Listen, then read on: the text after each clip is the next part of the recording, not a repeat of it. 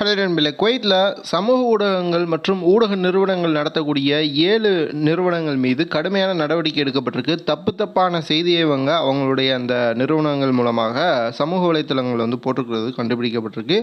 Iran தாக்குதலுக்கு இழப்பீடு தாங்கன்ட்டு UAE போன்ற பல வளைகுடா நாடுகள் தற்பொழுது கேட்டிருக்காங்க. இஸ்ரேலை பணிய வச்சிருக்கு ஈரான்.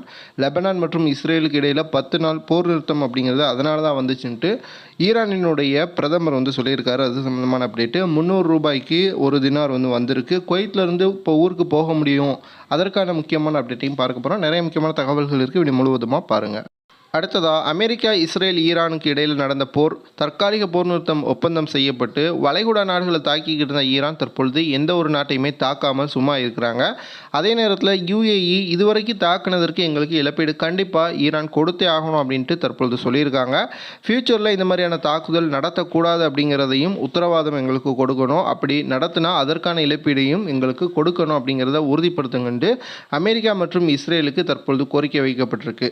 அதே போல் இஸ்ரேல் பணிந்ததாக ஈரானினுடைய பிரதமர் சொல்லியிருக்காங்க. ஏன் அப்படின்னா லெபனான் போர் நிறுத்தம் அப்படிங்கிறது இஸ்ரேலினுடைய ஏற்றுக்கொள்ள முடியாத ஒரு போர் நிறுத்தம். ஏன்னா நாங்கள் அடித்த அடி அப்படிங்கிற மாதிரி ஈரான் தற்பொழுது சொல்லியிருக்காங்க. ஈரானினுடைய மிகப்பெரிய வெற்றியாக இந்த லெபனானினுடைய அந்த 10 நாள் போர் நிறுத்தம் அப்படிங்கிறது அமைஞ்சிருக்குன்ட்டு ஈரானினுடைய பிரதமர் சொல்லியிருக்காங்க. முதல் செய்தி, குவைத்திலேருந்து இப்போ நம்ம 100 தினார் அனுப்புகிறோம்னா இந்தியாவிற்கு 30,000 ரூபாய் அனுப்ப முடியும். பேசிக் சேலரி அப்படின்னு பார்த்தீங்கன்னா 120லேருந்து குவைத்தில் ஆரம்பிக்குது. அப்படி பார்த்தோம்னா நம்ம ஊருக்கு குறைந்தது 34,000 ரூபாய் நாம் குவைத்திற்கு வந்தாலே அனுப்ப முடியும். ஒவ்வொரு கேட்டகரியை பொறுத்த வரைக்கும் ஒவ்வொரு தினார் ஃபிக்ஸ் பண்ணுவாங்க. நம்ம இன்ஜினியரிங்கோ அல்லது டிப்ளமோவோ முடிச்சுட்டு வரோம் அப்படின்னா 200 தினார்லேருந்து நமக்கு சேலரி அப்படிங்கிறது கிடைக்கும். ஸோ ப்ரொஃபஷனல் வேலைக்கு குவைத்திற்கு வாங்க, இப்போ நல்லா சம்பாதிக்க முடியும்.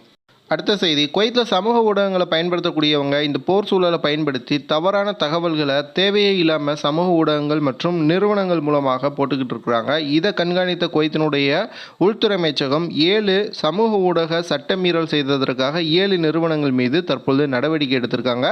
குவைத்தை பொறுத்த வரைக்கும் அஃபிஷியலாக குவைத்தினுடைய நியூஸ் பேப்பர்ஸ் மற்றும் சேனல்ஸில் வெளியாகக்கூடிய செய்திகளை நாம் மறு ஒளிபரப்போ அல்லது அதன் மூலமாக நாம் ஒரு சமூக ஊடக போஸ்ட் போடுறதுல பிரச்சனை இல்லை.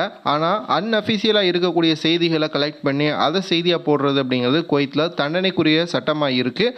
ஸோ சட்டமீறல் செய்யக்கூடிய அந்த 7 நிறுவனங்களும் நிறுத்தப்படும். இனிமேல் அவங்களால செயல்பட முடியாது குவைத்தில் அப்படின்ட்டு அறிவிக்கப்பட்டிருக்கு. அடுத்து, குவைத்தினுடைய விமான நிலையம் அப்படிங்கிறது இன்னும் கொஞ்சம் நாளில் ஓப்பன் பண்ணிடுவாங்க அப்படிங்கிற மாதிரியான சூழல் இருக்குது.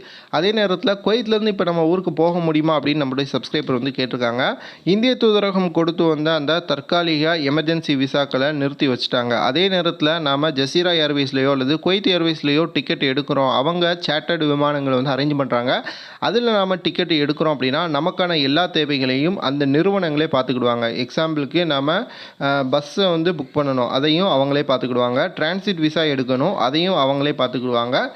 தம்மாம்லேயோ அல்லது அந்த அப்ரூவல் இருக்கக்கூடிய ஏர்போர்ட்டிற்கு அழைச்சிட்டு போய் அங்கேருந்து நம்மளை ஃப்ளைட் ஏற்றுற வரைக்கும் அந்த ஜசீரா நிறுவனமோ அல்லது குவைத் ஏர்வேஸையோ பார்த்துக்கிடுவாங்க. ஸோ அஃபிஷியலாக நீங்கள் அவர்களுடைய பேஜில் போய் டிக்கெட்டை புக் பண்ணுங்கள். அதே போல் டிக்கெட் ரேட் குறையுமான்னு கேட்குறீங்க. கண்டிப்பாக 200 தினாருக்கு குறைய வாய்ப்பு கம்மி.